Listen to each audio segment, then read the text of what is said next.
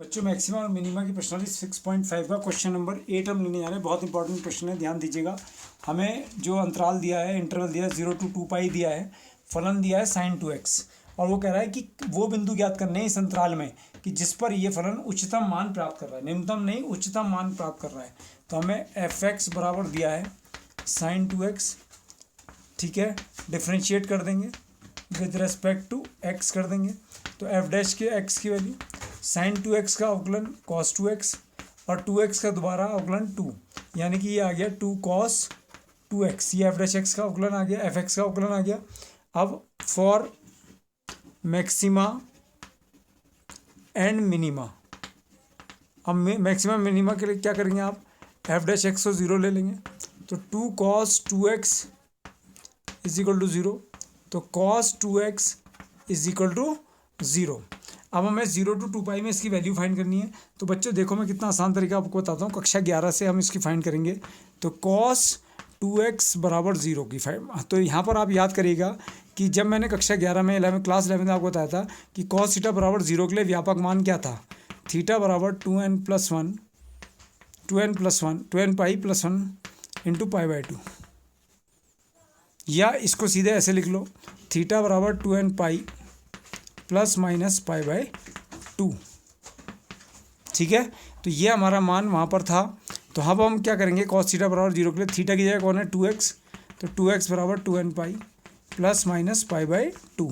और जहाँ पर आप जानते हैं कि n क्या है, n belongs to z, n एक पूर्णांक है, यानी कि 0, ±1 ±2।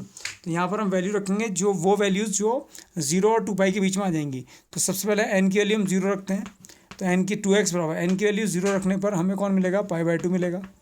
माइनस लेने की ज़रूरत ही नहीं है क्योंकि -π/2 नहीं आएगा 0 to 2π में, कॉमा। अब n की जगह 1 लिया तो ये 2π हो गया, 2 दूनी 4 और 1 पाई, 4 और 1 5π, 5π/2 आ गया। और अगर इसी में हम माइनस लेते हैं तो 2 दूनी 4, 4 में से घटाया 3, यानी कि 3π/2 भी आ गया, ठीक है। अब n की जगह पर हमने क्या लिया, 2 लिया, तो 2 दूनी 4π हो गया। ये 4π में 2 से गुणा करिए 8π, 8π + π 9π/2। अगर 2 दूनी 4, 4 दूनी 8, 8π में से माइनस का पाई करा तो 7π/2। तो अब हम देखेंगे इसमें कि इसमें कौन सा मान हम ले सकते हैं।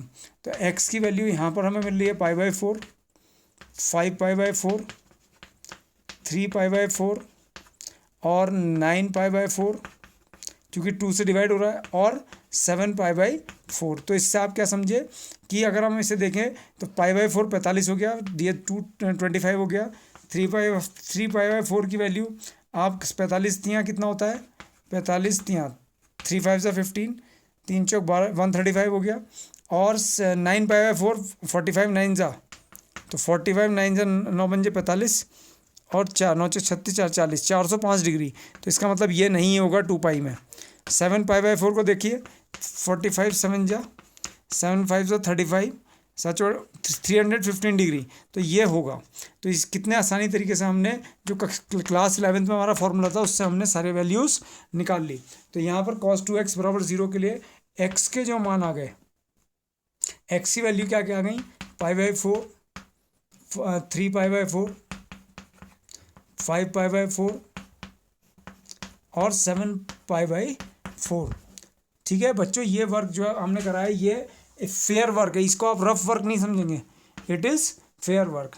अब ये सारे के सारे मान 45, 135 डिग्री, 225 डिग्री, 315 डिग्री, ये सारे के सारे वैल्यू अब आप यहाँ आ जाइए, देखिए ये इस अंतराल में लाई कर रही है, नहीं कर रही है 0 to 2π में, तो कर रही हैं। अब हम अपना फलन ले लेंगे, fx बराबर sin 2x।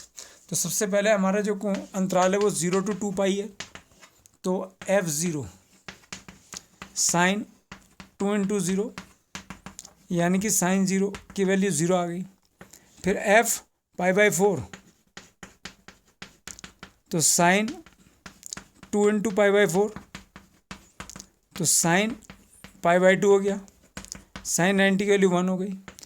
f π/4 के बाद f 3π/4, sin 2 × 3π/4, ये sin 3π/2 आ गया। sin 3π/2 का मतलब आप जानते हैं 270 डिग्री। 270 का मतलब हो गया 180 प्लस 90। कौन से क्वाड्रेंट में चले गए? तीसरे क्वाड्रेंट में। तीसरे क्वाड्रेंट में साइन माइनस का होता है, तो माइनस का साइन 90 की वैल्यू माइनस का 1। फिर f 5π/4 साइन 2 इंटू 5π/4।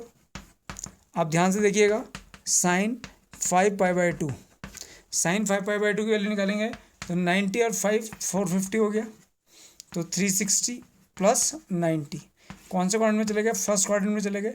और साइन 90 की वैल्यू कितनी होती है? प्लस का 1। ठीक है, क्लियर होगी बात। f 7π/4, 7π/4 की वैल्यू देखिए, साइन 2 इंटू 7π/4, तो यह आ गया साइन 7π/2 की वैल्यू देखिए आप, तो 2 9 से 18 90 और 9 7 से 63, यानी कि 630 डिग्री हो गया।